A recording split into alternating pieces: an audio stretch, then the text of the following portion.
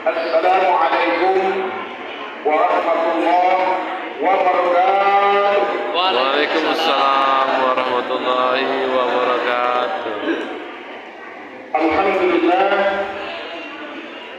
alladzi arsala rasulahu bil huda wa dinil haqq liyuzhirahu 'ala ad-dini kulli walau karihal musyrikun. Asyhadu an la ilaha illallah wahdahu la syarika lah wa asyhadu anna Muhammadan 'abduhu wa rasuluh sallallahu alaihi wasallam la nabiyya ba'dahu amma ba'd. Raditu billahi rabban wa bil islam dinan wa bi Muhammadin nabiyyan wa rasulan wa bil qur'ani imaman. Rabbi zidna ilman nafi'an warzuqna fahman nabiyyan. Rabbi shrah sadri wa yassir li amri wahlul 'uqdatam min lisani yafqahu qawli. Bapak Camat yang kita hormati, tidak sengaja beliau datang ikut malam kok dan dirahmati Allah. Sudah terakhir ya. Orang tua kami Pak Khalidun, Haji Khalidun, saya doakan beliau selalu sehat. Amin. Semoga diberkahi oleh Allah Subhanahu wa taala. Bapak Ibu jemaah salat Isya dan salat tarawih yang saya hormati, semoga kita semua dirahmati dan dimuliakan oleh Allah Subhanahu wa taala. Amin ya rabbal alamin. Mari kita persembahkan puji dan syukur kita kepada Allah Subhanahu wa taala. Alhamdulillah dengan izin Allah tidak terasa waktu melewati kita hingga pada malam hari ini kita telah memasuki malam yang ke-18. Betul Pak? Berarti puasa yang ke-17 dalam malam Lebaran. Alhamdulillah Bapak Ibu masih semangat mengikuti secara istiqomah merebut meraih keistimewaan yang ada di bulan suci Ramadan ini. Di bulan Ramadan ini kita berserta amal. Siapa yang berusaha untuk merebutnya, dia akan meraih nilai pahala yang luar biasa. Tapi kalau enggak dia ikut ambil bagian, dia tidak dapat apa-apa. Biarkan saja orang lain yang mendapatkannya, sementara dia tidak mendapat apa-apa dengan datangnya bulan suci Ramadan. Bulan penuh rahmat, bulan diterimanya taubat, bulan ampunan, dan bulan dilipat gandakan semua amal ibadah kita di bulan suci Ramadan ini. Alangkah rugi dan sia-sianya kita tak kalau bulan Ramadan datang tapi kita tidak ikut ambil bagian di dalamnya. Orang tarawih kita tidak, orang puasa kita tidak, orang bersyukur wa tidak, rugi sekali kita. Bahkan yang dihormati dan mulia Allah Subhanahu wa taala. Ibadah puasa yang kita kerjakan ini adalah ibadah siri. Apa itu ibadah siri? Ibadah yang kita kerjakan secara diam-diam. Jadi pertama bukan nikah ini kita siri teman. Jadi ibadah puasa itu ibadah siri. Ibadah yang hanya kita dan Allah yang Maha tahu. Orang lain tidak akan tahu. Kalau sholat nampak gerakannya, betul tak?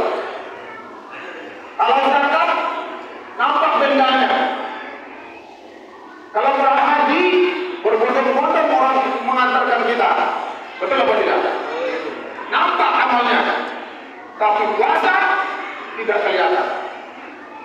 Yang tahu berpuasa atau tidak hanya kita dan Allah Subhanahu wa taala. Artinya apa itu? Ibadah puasa ini mendidik kita, melatih kita, mengajarkan kepada kita agar kita senantiasa diawasi oleh Allah Subhanahu wa taala di mana saja kita berada. Kita merasa dilihat oleh Allah Subhanahu wa taala di mana saja kita berada. sekalipun kita berada di dalam air, dalam yang dalam, kita hidup air itu, mungkin orang nggak lihat, tapi Allah pasti melihat. Ada orang misalnya Bapak Ibu, yang pergi ke warung remang-remang di pasar itu, masuk ke warung itu kan, kepala itu nampak, kaki nampak, badan tidak. Apa kerja situ? Makan, minum, merokok, kopi, kadang-kadang menjudi. Keluar dari situ, gelap mulutnya, dia datang ke kita. Ayo orang kemati juga. Itu orang puasa juga. Dia tak? Tak boleh juga jalan. Nampak kayak orang puasa. Tapi ternyata dia tidak puasa. Artinya apa? Kita tidak tahu sama sekali. Tapi Allah pasti tahu. Bapak Ibu yang hormati dan dimuliakan oleh Allah Subhanahu wa Ta'ala. Jadi maka dengan itu, melalui ibadah puasa yang kita kerjakan ini, berarti ibadah puasa ini adalah menanamkan keimanan, keyakinan kita kepada Allah Subhanahu wa Ta'ala. Makanya yang dipanggil berpuasa itu orang beriman, bukan orang Islam, bukan orang manusia, bukan orang kafir, tapi orang beriman. Betapa banyak orang Islam tapi tidak puasa, betul atau tidak?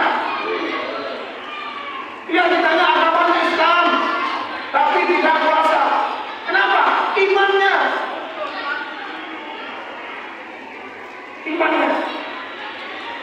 Tanya ke nenek-nenek yang berumur sedang makan. Coba tanya, puasa nih? Puasa. Daripada mau tidak puasa, makan dan boleh. Kenapa? Imannya yang berkata. Ada orang gedang-gedang, lemot badannya, kuat tenaganya, tapi tidak puasa. Ditanya agamanya apa? Islam. Betul atau tidak? Islam agamanya. Bukan saja yang kafir, ibunya. Kenapa? Imannya. Jadi maka dengan itu, yang dipanggil berpuasa hanya orang yang beriman. Maka orang yang berimanlah yang sanggup mengerjakan ibadah puasa. Bapak yang akan hormati dan memuliakan oleh Allah Subhanahu wa Ta'ala. Yang kedua yang kami sampaikan pada kesempatan ini, puasa yang kita kerjakan ini pasangannya adalah sholat. Kalau kita puasa tapi nggak sholat, maka tidak ada nilai puasa yang kita kerjakan. Nol nilainya. Betapa banyak hari ini nyup puasa, tarawih, tapi semuanya membawa ketujuh. Ada apa? Tapi tidak ada risiko kan? Rajin nyup tarawih, rajin nyup puasa, semuanya tidak. Maka nilai puasanya nol. Bapak Ibu yang hormati. Kenapa kami katakan nilainya nol? Karena ibadah puasa itu mendatangkan angka 1. Kalau ada angka 1 di depannya, tulislah nol di belakangnya sebanyak mungkin. Maka nol itu adalah nilainya. Betul atau tidak? Weda kok 1 di bawah. Nah, sholat kan angka 1. Tambah puasa, tambah nol 1. Berapa itu Pak? Hah? 10. Zakat tambah nol 1. 100. Berarti haji tambah nol 1. 1000. Baca Quran tambah nol 1. 10.000. Baca lagi ibadah lainnya mendatangkan nol, tapi sudah ada angka 1 di depannya. Tapi coba tidak ada angka 1 di depannya Pak. Taruhlah nol itu sebanyak mungkin di belakangnya, tapi tidak ada angka 1 di depannya. Ada tidak nilai nol tadi Pak? Tidak ada nilai sama sekali. Maka hati-hati kita. Jadi ibadah puasa ini pasangannya sholat 5 waktu. Maka dengan itu sholat ibadah puasa kita ada pahalanya, ada nilainya di hadapan Allah Subhanahu wa taala. Bapak Ibu yang dihormati dan dimuliakan oleh Allah Subhanahu wa taala. Kemudian yang ketiga yang kami sampaikan, ada orang bertanya, Bu, Pak Ustaz, kami kok, ibu kok, udah itu jangan bertanya lagi kok. Mana elok kami Ustaz, sembahyang di rumah, tarawih di rumah, apa di masjid? Banyak sekali pertanyaan ini. Aku sembahyang di rumah, apa di masjid kami kok? Mana elok? Kan begitu? Betul? Kalau Anda menjawab, lebih elok ibu sholat di masjid. Kenapa? Apa yang bapak-bapak dapatkan berjamaah di masjid, ibu-ibu dapatkan pula. Bapak-bapak sholat berjamaah dapat pahala 27 kali lipat, ibu juga dapat. Bapak sholat isya berjamaah dapat pahala sama dengan sholat sunat setengah malam, ibu dapat. Bapak sholat subuh 2 rakaat berjamaah di masjid dapat pahala sama dengan pahala sholat sunat semalam subuh, ibu dapat kalau ibu dapat sholat subuh berjamaah. Tapi kalau ibu sholat di rumah, Bu, saya tanya sama ibu, salah baca ibu sholat di rumah, siapa yang betulkan? Siapa yang betulkan? Ada tak? Tidak ada, berarti salah terus. Kalau kita datang berjamaah di masjid, ada Pak Imam yang membetulkan bacaan salat kita. Kenapa? Qiraatul imam wa qiraatul makmum. Bacaan imam adalah bacaan makmum. Makanya kita harus datang berjamaah. Berjamaah ini apa ibu? Saya contohkan. Mau perhatian ibu. Jangan sampai kita tidak paham. Saya contohkan. Sama kayak kita datang orang nak jual mangga satu mobil, Pak. Dia bawa mangga satu mobil ke rumah. Pak Ustaz belilah mangga dong. Ketua mau tanya, manis tak mangga? Manis Pak Ustaz, ibu lagi hijau. Kamu buka mangga apa semua? Ya tak? Kamu buka, kamu kira manis apa tidak? Ternyata mangga yang membuka tadi manis. Nah, karena mangga yang semua itu manis, maka saya anggap seluruh mangga dalam mobil tadi manis. Betul apa tidak? Tidak mungkin berbicara buah mangga orang tadi, ya kan? Semua yang berbicara, tapi yang semua itu manis, maka manis seluruh mangga yang ada satu mobil tadi. Begitulah kita datang berjamaah di masjid Bapak Ibu. Satu saja di antara jamaah yang hadir yang khusyuk sholatnya, maka semua jamaah yang tidak khusyuk sholat. Awak sedang tidak khusyuk, mungkin sedang mengejutan, sedang ada masalah di rumah, itu sembahyang wajah khusyuk, datang ke masjid dengan adanya satu saja yang khusyuk, maka yang lain jamaah akan ikut khusyuk, maka dia anggap khusyuk. Itu maksud Bapak Ibu yang hormat, tidak berjadi Allah Subhanahu wa taala. Makanya datanglah kita berjamaah di masjid. Jangan kita tinggalkan. Ya. Ibu-ibu, memang benar dulu ada hadis mengatakan, perhatikan Ibu.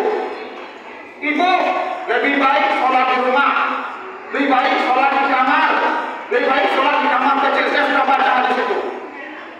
Nah, sekarang saya telusuri hadis itu, ternyata hadis itu turun di waktu Mekah belum banyak orang masuk Islam. Jarak dari masjid, dari penduduk dari masjid Mekah masih jauh. Khawatir banyak binatang buas.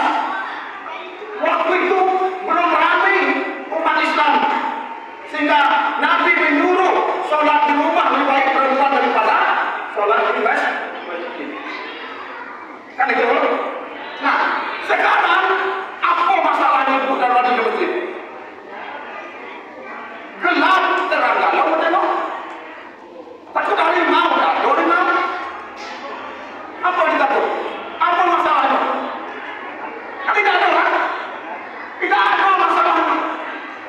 Nah, kata ahli usul fiqh, ya, kata kaidah usul fiqh mengatakan Taghairul ahkam bitaghairul zaman wa makan. Artinya hukum itu ada kalanya berubah tak kala situasi dan kondisi sudah berubah. Nah, beda. Hukum itu akan berubah tak kala situasi dan kondisi tempatnya sudah berubah. Dulu zaman Nabi kondisinya belum banyak umat Islam, maka disuruh untuk sholat di rumah. Tapi sekarang kondisinya umat Islam sudah ramai, sudah banyak. Tidak ada halangan digunakan untuk sholat berjamaah. Kalau ada yang melarang ibu atau suami ibu yang melarang ke masjid, kita tanya ilmunya. Sampai di mana? Paham ibu? Paham ibu? Tapi kalau ibu yang tak sholat di rumah, tidak boleh dilarang. Memang ibunya yang tak ke masjid, tidak dilarang. Ya bu? Tapi apakah ibu dapat pahala yang untuk kali lipat? Tidak. Dapat pahala seperti sholat setengah malam? Tidak. Dapat seperti sholat malam subuh? Tidak. Karena tidak dapat berjamaah. Apa yang akan berhormat tidak mulia dan oleh Allah Subhanahu wa Ta'ala. Kemudian selanjutnya kita sudah memasuki malam yang ke-18. Malam 17 adalah malam Nuzulul Quran, malam turunnya Al-Quran. Al-Quran diturunkan oleh Allah di bulan Ramadan. Kemudian ternyata kitab Al-Quran ini, ya, di mana saja dia menjadi istimewa. Ya, diturunkan Nabi Muhammad kepada Muhammad. Al-Quran diturunkan kepada Muhammad, Nabi Muhammad menjadi Rasul. Betul atau tidak? Diturunkan pada malam Ramadan, maka bulan Ramadan diturunkan malam Lailatul Qadar. Itu hebatnya Al-Quran. Nah, betapa banyak orang yang istiqomah dengan Al-Quran, maka Al-Quran itu sendiri akan menjadi penolong bagi dirinya, baik di dunia, di dalam kubur, di hari akhirat nanti. Al-Quran jadi penolong kita. Maka baca Al-Quran. Iqra'ul Qur'an wa innahu ya'ti yawmal qiyamah syafi'an li ashabihi, kata Rasulullah. Bacalah Al-Quran. Al-Quran akan datang pada hari kiamat sebagai penolong, sebagai pembela orang-orang yang gemar rajin membaca Al-Quran. Apa itu yang berarti menjadi salah satu orang yang dirindukan oleh surga adalah orang yang gemar, orang yang senang baca Quran. Lah berapa juz bu? Ngajinya? Tak ada sejawab itu.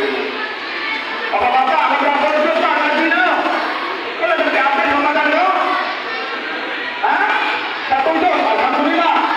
Ambil baru setengah juz, alhamdulillah. Daripada lidahnya. Ya? Berlomba kita membaca Al-Quran. Kata Nabi, man qara'a harfan min kitab Allah bihasanah. Siapa yang baca satu huruf dari Al-Quran, Allah berikan 1 derajat pahala di surga, yang 1 derajat itu bernilai 10. Itu di luar Ramadan, bukan dalam Ramadan. Tapi kalau baca Quran di bulan Ramadan, dalam bulan Ramadan, 1 huruf Allah lipat gandakan sampai 100 kali lipat. 1 huruf pak. Kenapa ini kita bisa biarkan? Kenapa kita biarkan? Kenapa kita tidak baca Quran? Kadang-kadang tidak baju Quran sudah maaf. Tak bertemu dan nampak lagi hurufnya Al-Quran dan dibaca Al-Quran. Jadi perhiasan lemari Al-Quran. Alhamdulillah. Mari kita berusaha untuk senantiasa gemar, rajin membaca Al-Quran. Rumah kita itu, kata Nabi, taubahnya seperti kuburan kalau Al-Quran tidak membaca di dalamnya. Coba ibu bayangkan, apa kira-kira bayangan ibu kalau rumah kita seperti kuburan? Apa yang kebayang kira-kira? Yang pertama, rumahnya seram. Betul apa tidak?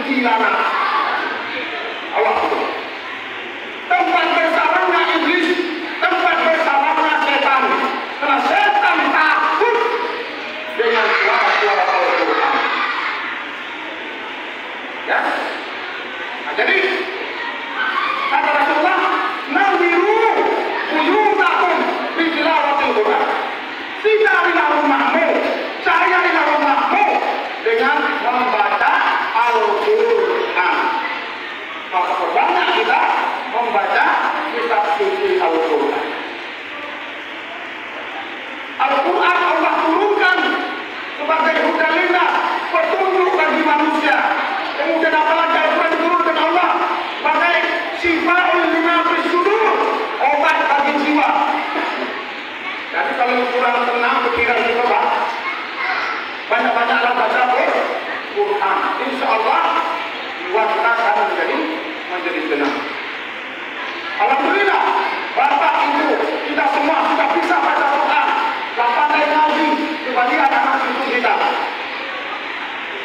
Betapa banyak hari ini anak cucu kita yang bisa Al-Quran. Tolong ajarkan mereka. Kalau tak sanggup ajar, serahkan dengan guru ngajinya, bayar uang ngajinya. Jangan dulu bayar uang ngaji, uang ngajinya dibayar. Tapi saya dalam aja. Kami itu, aku tahu dari guru ngaji. Jadi, anak psikologi macam-macam mau kami ada. Udah kepala ayuan saya tadi, aku ngajak kamu ngaji. Apa kami ada kamu? Dari tahun 97 ibu ngajak ngaji sampai kini itu pensiun. Kamu tahu Pak, di Padang 10 tahun jadi guru ngaji. Mulai kami ada. Nah, maka dengan Bapak Ibu cukup risiko ada anak sekolah ngaji. Tapi begitu, dan apa itu? Kamu apa itu? Nah, Bapak Ibu akan menghormati kepada Allah. Jadi kalau sudah bukan ngajakmu, apa yang mau ngajimu? Nanti yang ada yang nak ikut apa bukan 3 bulan mau ngaji itu bayar. Yang mana dalam Ustaz bukan malaikat, Ustaz bukan manusia. Makanya Bapak Ibu harus pikirkan itu nanti guru ngaji. Bapak Ibu akan menghormati kepada Allah Subhanahu Wa Taala. Kalau dulu untuk dalam puisi ini pakai adik kami pakai tunang daun lukario adi tai kede dikede adi pangkal tunas tulis adi mengaji kelanggar kemudian ke masjid. Nah, kaki saya tak tulis gunung imam. Kita mandi dulu. Kini nama amalan kita anak mengaji. Kaki sehat. Nah, ini kok yang menghalangi anak mengaji kok. Bukan dia. HP itu lah yang menghancurkan masa depan apakah dia. Nah, jangan anak-anak awak lagi jam berbaik, kena juga HP. Seperti bikin hipnotis kau. Nebang orang mereka apa? Ayo masih boleh HP. Ada semua mereka dalam sini. Tapi kita video, tapi aku tak tahu. Ini apa tu? Kami